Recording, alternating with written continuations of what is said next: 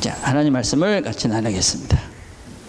하나님 말씀은 사도행전 9장 1절부터 9절까지의 말씀입니다. 자, 제가 읽겠습니다. 사울이 주의 제자들에 대하여 여전히 위협과 살기가 등등하여 대제사장에게 가서 다메섹 여러 회당에 가져갈 공문을 청하니, 이는 만일 그 도를 따르는 사람을 만나면 남녀를 막론하고 결박하여 예루살렘으로 잡아오려 함이라. 사울이 길을 가다가 다메섹에 가까이 이르더니 호련히 하늘로부터 빛이 그를 둘러 비추는지라. 땅에 엎드러져 들음에 소리가 있어 이르시되, 사울아 사울아 내가 어찌하여 나를 박해하느냐 하시거늘, 대답하되 주여 누시오니까 이르시되, 나는 내가 박해하는 예수라. 너는 일어나 시내로 들어가라. 내가 행할 것을 내게 이를 자가 있느니라 하시니, 같이 가던 사람들은 소리만 듣고 아무도 보지 못하여 말을 못하고 서 있더라. 사울이 땅에서 일어나 눈을 떴으나 아무것도 보지 못하고 사람의 손에 끌려 다메섹으로 들어가서 사흘 동안 보지 못하고 먹지도 마시지도 아니하니라. 아멘. 자, 오늘 우리가 같이 나눌 말씀은 우리가 잘 아는 이 사울. 사울이라는 말은 그 헬러, 그러니까 히브리 말로 사울이고, 로마, 그러니까는 헬라 말로는 그 바울입니다. 그러니까 바울과 이 사울은 똑같은 사람이다 할 수가 있습니다. 저는 개인적으로 이렇게 좋아하지 않는 것들이 몇 가지 있는데, 신앙생활 하면서 그 중에 하나가 뭐냐면 이 간증을 별로 안 좋아합니다. 지금은 좀 그렇지는 않지만 옛날에 들었던 간증들은 거진 레퍼토리가 아주 비슷했습니다. 어떻게 했냐면, 이 간증을 하는 사람이 보통 이 삶을 제대로 못 삽니다. 그러니까 뭐 방탕한 생활을 하지요. 그런데 그 부모님이나 배우자가 그 방탕한 사람을 위해서 열심히 기도합니다. 근데 듣지 않습니다. 그러다가 어떤 일이 생기냐면 큰 일을 당하지요. 큰 병에 걸리기도 하고 큰 사고를 당하기도 하고 또 사업에 실패하기도 합니다. 그러면 그때 하나님께 막 매달립니다. 그러면 하나님이 신기한 능력을 보여줘가지고 자기가 하나님을 믿게 됐다. 뭐 이런 간증을 우리가 참 많이 들으면서 자랐습니다. 내용은 이런 것이잖아요. 나는 정말 나쁜 사람이었다. 근데 하나님이 나를 사랑하셔서 나를 포기하지 않고 나를 예수 믿게 해주셨다. 그런 하나님이 특별한 능력을 나에게 보여주셨다. 그런 것입니다. 근데 이런 간증을 들으면서 우리가 주로 기억하는 것은 무엇이냐면, 특별하게 하나님이 나타나셨다. 그런 것입니다. 그래서 우리가 어떤 생각을 주로 하면서 신앙생활을 했냐면, 하나님은 나한테 한번 화끈하게 나타나 주시면 나도 잘 믿을 건데, 왜 하나님은 나한테는 특별하게 뭔가 이렇게 짠 이래가지고 저 사람들처럼 뭔가 이렇게 하늘에서 이렇게 십자가를 보여주든지, 아니면 갑자기 무슨 내가 이상한 나라 말을 하든지 이렇게 하면 나도 하나님을 잘 믿을 것 같은데 왜 나는 그런 경험이 한 번도 없을까? 이런 생각들을 자주 했습니다. 그죠? 아주 잘못된 신앙관이다 할 수 있죠. 여러분 한번 생각을 해보세요. 여러분 자녀들이 둘이 있는 거예요. 둘이 있는데 한 명은 부모님 말씀을 잘 듣는 거예요. 그래서 조금 잘못하면 너 그러면 안 돼. 엄마 말 잘 듣고 빨리 집에 돌아야지. 그러면 집에 잘 들어와가지고 잘못했어요 엄마. 이런 사람 있는 반면에 이 말을 정말 안 듣는 아들이 있는 거예요. 말을 안 들어가지고 맨날 가출하고 사고치고 감옥에 가고 그러다가 죽을 병 걸린 거예요. 그래가지고 어쩔 수 없어가 집에 와가지고 엄마 내가 잘못한 것 같아. 어떤 자식이 좋은 자식일까요? 네, 생각을 해보세요, 여러분 한번. 어머니 마음을 그냥 완전히 시커멓게 탁하게 만들어가지고, 그죠? 감옥 가고, 그냥 죽을 병 걸려가지고 그렇게 오는 자식하고, 조금 잘못했을 때 너 그러면 안 돼. 그러면, 아유, 잘못했어요, 엄마. 이렇게 오는 자식하고. 여러분에게 자식이 있다면 어떤 자식이 더 좋은 자식이라고 생각합니까? 예, 당연히 조금 잘못했을 때 너 그러지 마. 그럼 집에 들어오는 자식이 정상인 거지. 나는 괜찮아. 이러면서 방탕하게 살다가, 죽을 때 돼야 들어온 자식. 이게 진짜 문제인 거죠. 그죠? 예.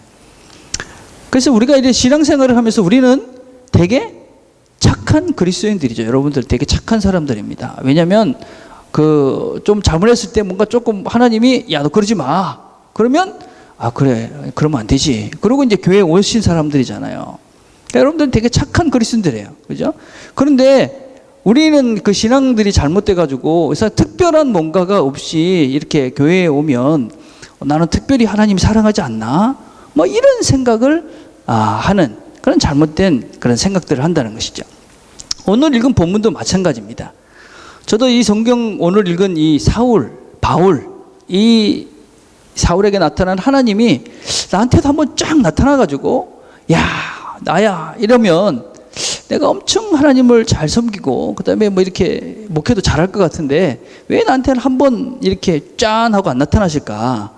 그런 생각을 참 많이 했습니다.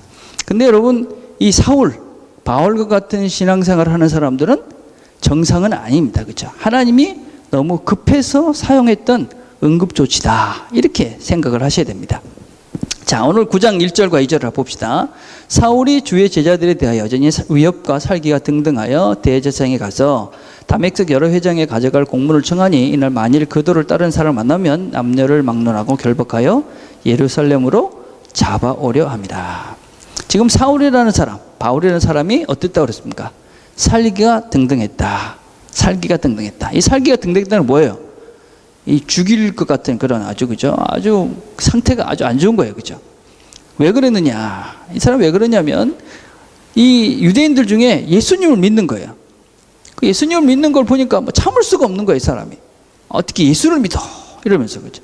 그래가지고 그놈들 다 잡아가지고 감옥에 쳐넣어야 되겠어. 이런 생각을 한 거예요. 그래서 예루살렘에서는 열심히 박해를 했죠. 우리가 그 전에 쭉 살펴봤잖아요. 그죠? 6장에서 또 7장에서 박해를 해가지고 스데반이 죽고 그래서 사람들이 다 도망을 갔어요. 그 빌립은 어디로 도망을 갔습니까? 사마리아로 가가지고 도망을 가서 열심히 복음을 전파했어요. 근데 이 사람들은 지금 더 멀리 간 거예요. 지도를 보시면, 지도를 보면 저 위에 있는데, 그 꼭대기까지 가가지고 복음을 열심히 전한 거예요. 그러니까 사울이 그 얘기를 들은 거예요. 저기에도 가서 예수 믿는 사람이 있단 말인가. 그래가지고 작정을 하고 지금 다메섹으로 가고 있는 거예요. 내가 가가지고 거기서 예수 믿는 놈들 다 잡아가지고 감옥으로 끌고 올게요. 그렇게 한 거예요. 근데 그 거리가 얼마나 되냐면 250km나 된다. 그럼 250km. 그러니까 뭐 적은 거리가 아니죠. 그때는 걸어 다녔으니까. 그죠? 그 거리를 가서 내가 예수 믿는 놈들을 다 잡아주겠다. 그리고 지금 열심히 그 다메섹으로 가고 있는 상태입니다. 여러분. 이런 것들을 우리가 이 잘못된 열심이다. 그렇게 이야기하죠. 잘못된 열심. 열심은 있는데 잘못된 열심이죠. 우리 종교를 믿는, 특별히 이 그리스도인들 중에서도 하나님을 믿고 그리스도를 제대로 믿지 않는 사람들 중에 이런 종교인들이 있습니다. 그래서 정말 하나님이 원하시는 진정한 그 본래의 뜻이 아니라 이 종교적인 어떤 외적인 율법주의적인 것들에 매여가지고 그것에 막 그렇게 열심을 푸는 사람들이 있습니다. 그러니까 그런 사람들의 특징은 무엇이냐면, 예를 들면 주일날 예배를 드리지 않는다. 그러면 어떻게 주일날 예배를 드리지 않아? 저걸 믿지도 않는 놈들이야. 저걸 그냥, 만약에 그런 붕괴가 생긴다. 그러면 그 사람들은 이 신앙인이 아니라 종교인인 것이죠. 어떤 율법적인 잣대를 가지고 어떤 사람들의 행위를 정죄하고 비난하는 마음 자세는 바른 그리스도인의 모습이 아니다 할 수 있습니다. 바울은 나중에, 이 사울과 바울은 똑같은 사람입니다. 나중에 바울은 자기가 그렇게 살았던 그 시기에 자기의 모습을 이렇게 고백을 하고 있습니다. 로마서 10장 1절과 3절을 보면, 형제자매 여러분, 내 마음의 간절한 소원과 하나님께 드리는 기도는 내 종족으로 하여금 구원을 받게 하는 것입니다. 나는 증언합니다. 그들은 하나님을 섬기는데 열성이 있습니다. 그러나 그 열성은 올바른 지식에서 생긴 것이 아닙니다. 그들은 하나님의 의를 알지 못하고 자신의 의를 세우려고 힘을 쓰면서 하나님의 의에는 복종하지 않았습니다. 그러니까 유대인들 지금 열심히 뭐 하고 있는데 그건 하나님의 의가 아니고 잘못된 지식 때문에 그렇게 생긴 것이지 바른 것이 아닙니다. 그렇게 이 바울이 자기의 그 열심을 평가를 하고 있는 것입니다. 여러분, 우리가 잘못된 지식, 이 잘못된 지식을 가지게 되면 잘못된 신앙이 생기게 되고, 그럼 잘못된 삶을 살 수밖에 없게 됩니다. 근데 잘못된 지식들이 너무나 많기 때문에 우리가 얼마나 이 세상이 지금 혼란스러운지 모릅니다. 특히 영적인 부분에서도 상당히 혼란스럽습니다. 제가 금주에 그 뉴질랜드 헤럴드를 봤는데 이런 기사가 났었어요. 뭐 킹덤 오브 갓이라는 교회에서 이 홀리 오일을 팝니다. 신문 보셨어요, 여러분? 예. 올리브 오일인데 이게 이제 그 예루살렘에서 갖고 온 거야. 그래가지고 이 기름을 뭐 바르거나 먹고 그러면 무슨 결혼의 문제점도 해결되고 무슨 위도 낫는다 그러고 무슨 이 정신병도 낫는다 그러고 그래 그걸 판다. 그래가지고 신문에 광고를 막 한 거예요. 그래가지고 뉴질랜드 헤럴드에서 물어봤어요. 그게 사이언티픽이 증명된 거냐, 당신들. 그러니까 이건 믿음의 문제이기 때문에 너가 어떻게 할 수 없다. 뭐 이렇게. 근데 그렇게 광고를 한다는 건 무슨 얘기겠습니까?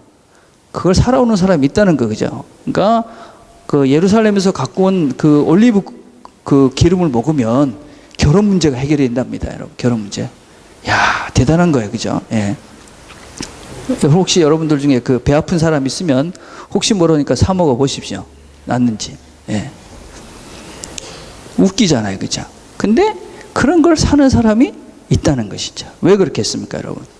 예, 잘못된 지식, 잘못된 어떤 그 신앙관을 가지고 있으면 그런가 뭐 이렇게 하는 것이죠, 그죠? 여러분, 잘못된 길은 갈수록 손해죠. 우리 어린이들과 제가 설교를 나눴죠, 그죠? 잘못된 길은 계속 가면 갈수록, 빨리 가면 갈수록 거기는 죽는 길입니다. 예. 우리에게 그래서 바른 지식이 필요합니다. 근데 바른 지식이라는 것이 여러분 쉽지 않습니다. 왜냐하면 세상의 이 원리가 되게 복잡하지 않습니까? 그죠? 예. 신명기 29장 20절에 이런 말씀이 있습니다. 이 세상에는 주 우리의 하나님이 숨기시기 때문에 알 수 없는 일도 많습니다. 그것은 주님의 것입니다. 그러나 하나님은 그의 뜻이 담긴 율법을 밝히 나타내 주셨으니 이것은 우리의 것입니다. 우리와 우리의 자손은 길이길이 이 율법의 모든 말씀에 순종해야 합니다. 이 세상을 살면서 우리가 알 수 없는 일, 하나님이 숨기신 일들이 참 많습니다. 많은 일들 우리가 잘 모르죠, 그죠? 예. 뭐 내가 다 아는 것 같지만 모르는 게 훨씬 더 많습니다. 금주에 말레이시아 항공기가 바다에 추락했다. 그렇게 결론이 났다고 신문에 났습니다. 이유를 아직까지 모릅니다. 근데 그 여객기에 탄 250명 정도 되는 그 사람들, 수많은 사연이 있을 것입니다. 그죠? 근데 그 사람들이 왜 그 비행기를 타서 죽었을까? 왜 그 일이 생겼을까? 어떻게 우리가 알겠습니까? 그죠?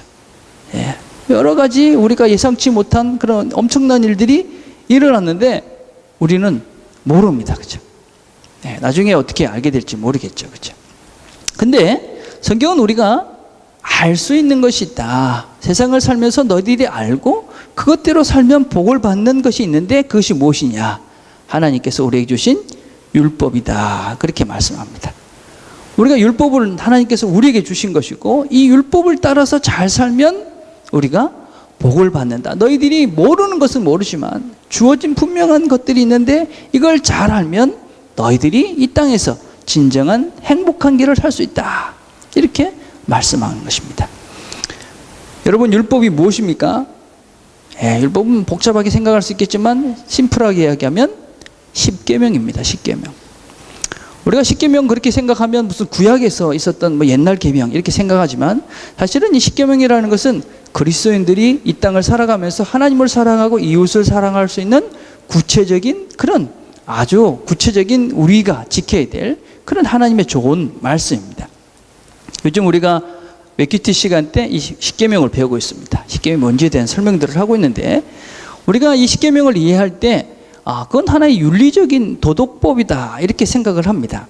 근데 도덕법도 맞지만 그리스도인들에게서 이 십계명이라는 것은 단지 그런 윤리적으로 도덕적으로 지켜야 될 법 이상의 의미를 가지고 있습니다. 우리가 도덕적으로 한다. 그것은 어떤 뭐 하고 안 하고의 문제라고 생각을 합니다. 그렇지 않습니까? 여러분 만약에 살인하지 말라. 그러면 살인하지 않는 것은 그냥 살인하지 않는 것, 사람을 죽이지 않는 것입니다. 그렇죠? 그걸 지키는 것이다 생각을 합니다. 그러나 신앙인들은 살인하지 않는다, 살인하지 말라라는 말씀이 단지 사람을 죽이지 않는 것 그 이상의 의미를 가지고 있는 것이죠. 그것은 사람을 죽이지 않는 차원을 넘어서 사람의 생명을 소중히 여기는 것이고 그 사람의 가치를 존귀히 여기는 것이죠. 그래서 우리가 십계명의 원리를 바르고 알게 지키게 되면 결국은 우리의 본질이 바뀌는 것입니다. 십계명을 지킨다는 것은 어떤 율법의 하나를 지키는 것으로 끝나는 것이 아니라 그것을 지킴으로 인해서 우리 존재가 달라진다. 그런 의미입니다. 무슨 말이냐면 제가 근처에 이제 그 운동하러 짐에 다닙니다. 웨이트 같은 것들 이렇게 하고 이렇게 하는데 근데 얼마 전에 운동을 하러 갔는데 어떤 사람이 이제 웨이트를 하는 거예요. 사진 한번 보여주세요. 뭐지 저런 게 좋은 자세래요. 뭐 저런 건 아닌데 뭐 저렇게 하는 정도가 아니라 조금 이렇게 뚱뚱하신 분이 이 바벨을 이렇게 드는데 진짜 무거운 걸 드는 거예요. 그러니까 이게 무거우니까 막 폼을 이상하게 막 이렇게 막 이러면서 혹시 뭐 상상이 가십니까, 여러분? 어떻게 하는지? 예. 그렇게 하다가 막 바벨이 무거우니까 떨어뜨리고 꽉 보니까 막 너무 무거워 떨어뜨린 거예요. 근데 가만히 보니까 저 사람은 저렇게 운동하는 것이 더 문제가 되겠더라고요. 아마 그분은 이 무거운 걸 들은 것에 목적을 두는 것 같아. 아, 얼마큼 자기가 무거운 걸 많이 들 수 있나? 뭐 이런 생각으로 운동을 하는 것 같더라고요. 막 보니까 너무 막 용을 쓰는데 자세는 엉망인 거예요. 그러니까 뭐 보니까 아, 몸이 좀 불쌍해 보이더라고요. 하여튼간에. 자, 무슨 얘기냐면 우리가 운동 자체, 그러니까 바벨의 그 무게를 많이 드는 게 목적이 아니잖아요. 왜 운동을 합니까? 여러분, 그걸 우리가 들어서 우리 몸의 균형을 맞추고 근육을 만들고 그래서 우리 몸을 건강하게 만드는 것이 운동을 하는 목적입니다. 그래서 바른 자세로, 그죠? 또 적당한 무게를 들면서 그렇게 해야지 우리 몸이 건강해지는 것이죠. 예. 여러분, 십계명이라는 우리가 율법을 지키는 것도 마찬가지입니다. 율법 지키는 그 자체가 문제가 아니라 그 율법을 지키는 그 행위 하나를 하는 것을 통해서 그것이 본질적으로 추구하는 것은 무엇이냐면 그 원래의 의미를 제대로 파악함으로써 나의 존재, 나의 성품, 나의 인간이 바뀌어지고 변화되어지는 것입니다. 그래서 본래 건강한, 본래 하나님 원하시는 그런 온전한 삶을 살게 되는 것입니다. 여러분, 십계명이라는 것은 우리에게 주어진 특별한 법이 아니라 하나님 만드신 존재인 인간이 원래 그렇게 살도록 만들어졌는데 잊어버리고 있었던, 상실하고 있었던 인간 본질의 모습들을 회복시켜가는 과정이다 라고 할 수 있습니다. 그래서 우리가 십계명을 잘 지키면서 살면 우리의 본질이 바뀌는 것입니다. 우리가 살인하지 말고 거짓말하지 않고 진실되게 살면 그 사람이 하나님 원하시는 거룩하고 위로운 존재로, 진실된 존재로 바뀌어가는 것이죠. 이게 하나님이 원하시는 거룩한 존재가 되는 것이죠. 그렇죠? 예, 이것이 바른 지식이다 하는 것입니다. 이것이 바른 지식. 그래서 우리가 바른 지식을 하나님께서 우리에게 주셨습니다. 우리가 알만한 것들을 주셨어요. 그래서 그걸 잘 배우면 우리의 본질이 바뀌어지고 그래서 우리가 바른 삶을 살 수 있다 하는 것입니다. 여러분, 순종이라는 말도 잘 이해해야 됩니다. 지난주에 우리가 믿음은 순종이다 그런 말씀을 배웠죠. 그렇죠? 순종이 무엇입니까? 목사님 말씀을 잘 듣는 겁니까? 억울해하죠? 억울해 안 한다는 표정을 짓는 건 잘못된 겁니다. 제 말 듣는 것도 순종 맞죠? 그죠? 예, 하나님 말씀을 잘 듣는 것도 맞습니다. 또 오해를 하면 우리 어떤 사람들은 순종한다 그러면 교회 생활을 잘하는 것을 뭐 순종하는 것이다 이렇게 생각하는 사람들도 있습니다. 물론 부분적으로 맞습니다. 그러나 그런 것은 본질은 아닙니다. 본질은 무엇이냐? 하나님 말씀에 순종한다 하는 것은 우리가 예수를 제대로 믿고 그래서 예수님께서 원하시는 그 모습을 따라 살아가는 것이죠. 그래서 궁극적으로는 우리가 예수를 닮아가는 것입니다. 예수의 그 모습을 닮아서 따라 사는 거죠. 자, 그럼 예수를 닮기 위해서 뭐를 해야 되느냐? 예수를 닮자, 예수를 닮자. 그런다고 해서 예수를 닮아지느냐?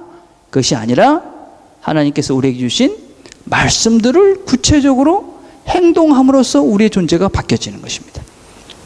예. 금주에 제가 또 왜 이 집 얘기를 자꾸 하냐면 61세 드신 의사신데 와, 제가 도전을 받았어요. 저도 60대쯤 돼서 사진 하나 찍으려고요. 세미 누드를 찍었는데 와, 이거 뭐 초콜릿 볶은 뭐 이러면서 진짜 멋지더라고요. 예. 제가 60대도 이렇게 되는구나. 제가 60대 가지고 사진 한번 찍으려고요. 예.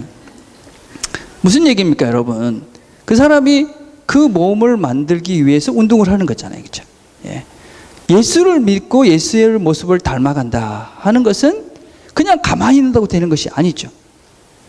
그분이 어떻게 그 몸이 됐습니까? 내가 그 몸을 만들기 위해서는 열심히 운동해야 됩니다. 저도 가서 땀도 흘려야 되고 뭐 무거운 것도 들고 이렇게 해야 되겠죠. 똑같은 것입니다, 여러분. 그래서 우리가 예수님의 말씀을 듣고 그죠? 그 특별히 우리에게 구체적으로 주어진 십계명이라는 말씀을 잘 배워서 그 말씀대로 우리가 살아가게 되면, 그 말씀에 순종하게 되면 우리가 결국은 예수를 닮은 존재가 되는 것이죠. 그래서 순종은 무엇이냐? 하나님 말씀, 우리에게 구체적으로 주어진 십계명, 크게 얘기하면 하나님을 사랑하고 이웃을 사랑하라는 그 말씀을 지켜가는 것이 순종인 것이죠. 그렇죠? 예. 여러분, 이 바울은 사울과 바울은 똑같은 사람을 했습니다. 열심히 살았습니다. 그렇지만 잘못된 지식으로 살았기 때문에, 그렇기 때문에 자기의 삶들이 잘못되었다, 그렇게 후회를 하고 있는 것이죠. 그래서 그렇게 열심히 사는데 잘못된 길을 가니까 하나님이 그 길을 막은 것이지요.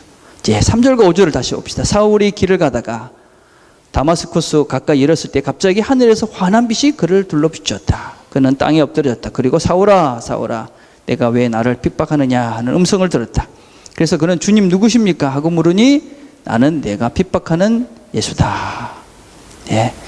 사울의 지금 행동이 어떻게 합니까? 이 예수 믿는 사람들 잡아 죽이려고 막 하니까 하나님이 지금 제동을 걸고 있는 것입니다. 왜 사울에게 이 하나님이 나타나셨습니까? 이걸 잘 생각하세요. 우리 이거 오해를 하는 사람들이 되게 많더라고요.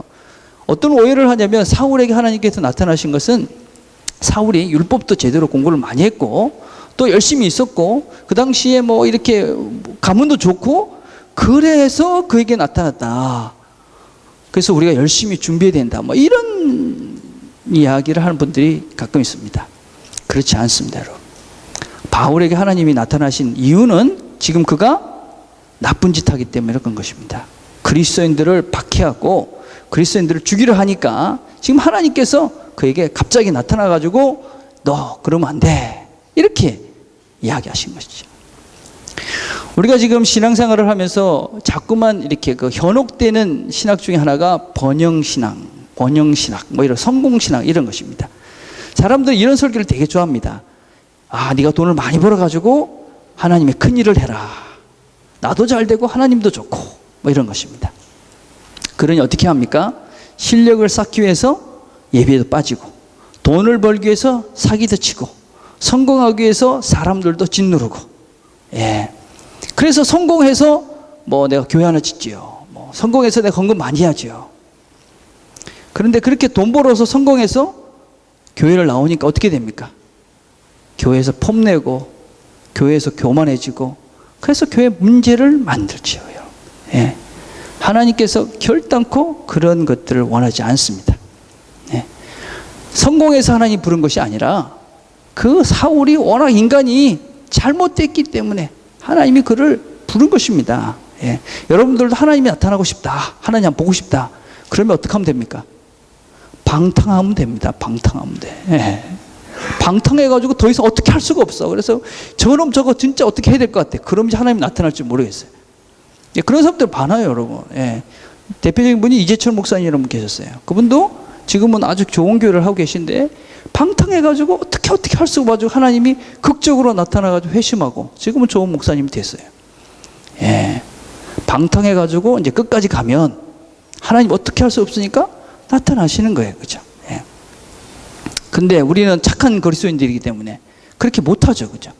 아무나 그렇게 못해요. 그죠? 진짜 독한 놈들이나 그렇게 하는 건데 우리는 착하기 때문에 그걸 못하는 거예요. 그죠? 예. 근데 오해를 하는 거예요. 이런 성공 신드롬에 빠져가지고 성공에 하나님이 나를 쓰신다. 그런 이상한 신학에 빠져가지고 그런 신앙에 들어가지고 그냥 성공을 해야 돼. 그래서 주일날 교회도 안 가도 되고 돈 벌기 위해서는 그래서 나중에 하면 되니까 돈만 많이 벌면 되니까 이런 것이죠. 그죠? 이 성공 신드롬에 빠졌는지 살피는 5가지 기준, 이런 책이 있었어요. 근데 그 중에 하나가 무엇이었냐면 이런 것이 있더라고요. 4번째 기준이 뭐냐면 만약에 우리가 하나님에게 어떤 칭찬을 듣는 것보다 사람의 칭찬을 더 받기를 원한다. 그러면 이 사람은 지금 성공 바이러스에 감염된 것이다. 그런 얘기를 합니다. 성공하고자 하는 이유가 무엇입니까? 예, 무엇이 성공이라고 생각하십니까, 여러분? 사람들에게 뭔가 인정받는 게 성공이라고 생각을 하잖아요. 그 사람은 지금 성공 바이러스에 감염된 것이다. 여러분, 이 사울은 특별히 하나님께서 이방의 사도로 부르셨습니다. 이방의 사도. 여러분, 사도는 12명의 예수님의 제자와 바울밖에 없어요. 그러니까 역사상 사도는 13명밖에 없는 거예요. 그 중에 한 명으로 이 사도로 부름을 받은 것이 이 사울입니다. 9장 15절에 보니까 주께서 이르시되 가라, 이 사람은 내 이름을 이방인과 임금과 이스라엘 자손들에게 전하기 위하여 택한 나의 그릇이다. 진짜 이 사람은 특별한 사람입니다. 특별한. 그러니까 우리가 생각하기에 그래, 역시 바울은 특별하니까 부름을 받았어. 그런 것이 아니라 이런 특별한 존재인 사도도 별 볼 일 없는 사람들이 되는 것입니다. 이런 특별한 부름을 받았지만 사울이 그 사람이 특별해서가 아니라 그런 나쁜 놈, 그렇게 정말 하나님께 반항하던 놈들이 하나님의 부름을 받아서 사용이 된다는 것입니다. 여러분, 예수님의 12 제자들이 뭐 특별해서 부름 받았습니까? 아닙니다, 여러분. 여러분, 사울은 자기 자신이 사도로 부름 받은 이유를 이렇게 설명합니다. 고린도 15장 8절과 9절에 보니까 맨 나중에 만삭이 되지 못한 나에게도 같은 내게도 보이셨느니라. 나는 사도 중에 가장 낮은 자라. 나는 하나님의 교회를 박해였으므로 사도라 칭함받기를 감당하지 못할 자니라.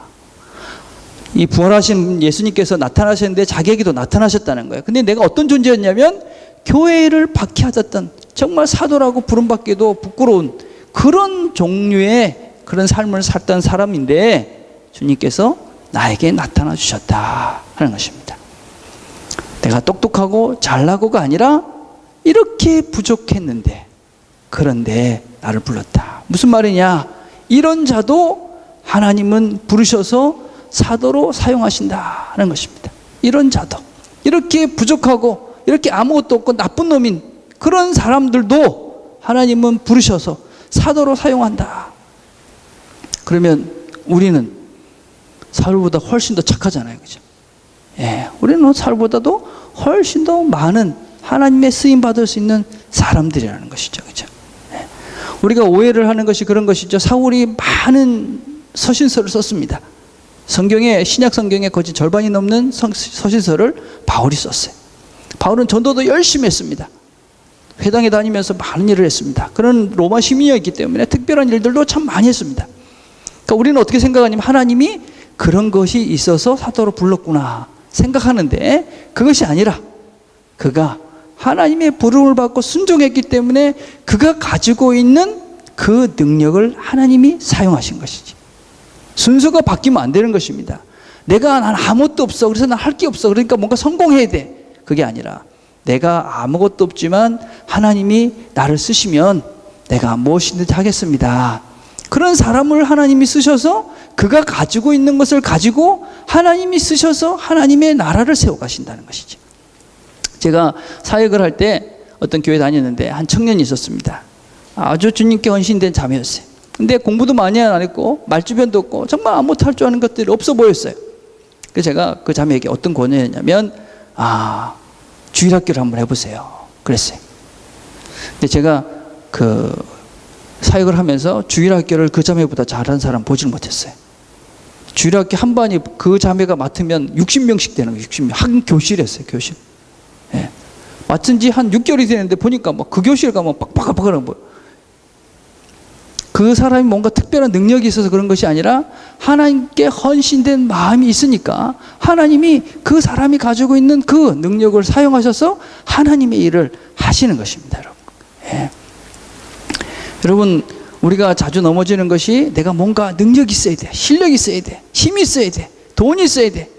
그래야 하나님의 일을 하지. 하나님의 일을 하지. 그러면서 실제로는 내가 그걸 갖고 싶기 때문에 그걸 추구할 때가 참으로 많이 있는 것이지요. 우리가 하나님의 은혜를 알고 우리가 그 받은 은혜를 따라 살고자 한다면 하나님은 우리의 가진 것들을 사용하셔서 하나님의 나라를 이루어 가시는 것이지요. 자, 그래서 고린도전서 15장 10절 뭐라고 얘기하냐면 바울이 또 이렇게 얘기합니다. 그러나 내가 내던 것은 하나님의 은혜로 된 것이니 내게 주신 그의 은혜가 헛되지 아니하여 내가 모든 사도보다 더 많이 수고하였으나 내가 한 것이 아니요 오직 나와 함께 하신 하나님의 은혜다. 어떤 사람이 복받은 사람이냐, 어떤 면에서 복받은 신앙이 있냐면 하나님이 나를 은혜로 불렀어. 그래서 그 은혜에 보답하고자 열심히 삽니다. 최선을 다해 삽니다. 그런데 많은 결과가 있었지만 여전히 하나님의 은혜다. 이렇게 고백하는 사람. 이런 사람들이 진정한 복받은 신앙인이다 라고 할 수 있죠. 자, 사울과 같이 우리가 하나님 화끈하게 나타나셔서 이렇게 안 보여줘도 우리는 말씀을 듣고 회개하고 돌아섭니다. 여러분은 참 좋은 그리스도인입니다. 이게 바른 그리스도인의 자세이고 태도입니다. 여러분 성공을 해가지고 뭔가 내가 가지고 난 다음에 뭘 할 것이다 이렇게 미루지 말길 바랍니다. 내 능력으로 하나님을 섬기는 것이 아닙니다. 하나님의 은혜로 하나님이 주신 능력으로 내가 하나님을 섬기는 것이지요. 그래서 여러분들은 지금 가지고 있는 것으로 충분히 하나님을 잘 섬길 수가 있습니다. 하나님이 여러분을 쓰시고자 하는 그 자리에 하나님 제가 여기 있으니 하나님 사용해 주세요. 그렇게 이야기하면 여러분이 가진 거 가지고 하나님은 풍성하게 여러분을 사용하셔서 하나님의 풍성한 나라를 이루어 가실 것입니다. 우리는 훨씬 사울보다 착한 그리스도인이다 기억하시길 바랍니다. 자, 한 가지만 더 살펴봅시다. 4절과 5절을 한번 봅시다. 4절과 5절을 보니까 사울아 사울아 내가 어찌하여 나를 박해하느냐 하시거늘 대답하여 주여 누시오니까 이르시되 나는 내가 박해하는 예수다. 여러분 이 본문은 우리에게 얼마나 힘이 되는지 모릅니다. 사울은 한 번도 예수님을 박해한 적이 없습니다. 그렇죠? 어떻게 사울이 예수님 만나가지고 너 이러면 왜 그래 이런 적 없잖아요. 그죠? 사울의 박한 사람 누굽니까? 그리스도인들이었습니다. 그리스도인들, 예수 믿는 사람들을 박해했습니다. 그런데 예수님은 그리스도인들을 박해한 것이 바로 당신을 박해한 것이다 그렇게 말씀합니다. 그러니까 예수를 믿는 사람들을 괴롭히는 것은 예수님을 괴롭히는 것이다. 하나님을 괴롭히는 것이다. 그래서 혹시 여러분 예수를 믿기 때문에 여러 가지 어려움을 당하는 일이 있다. 그럼 너무 상심하거나 걱정하지 말길 바랍니다. 우리는 이런 자신감이 있어야 돼요. 아, 주님이 곧 손보실 것이다. 신명기 30장 7절에 보면 이런 말씀입니다. 주의 너희 하나님은 너희의 원수와 너희를 미워하고 괴롭히는 사람들에게 이 모든 저주를 내리실 것이다. 그래서 우리가 공연히 누구 나를 미워하고 괴롭히는 사람을 힘들어하거나 저주하거나 그럴 필요 없습니다. 하나님이 알아서 하시는 것이죠. 그죠?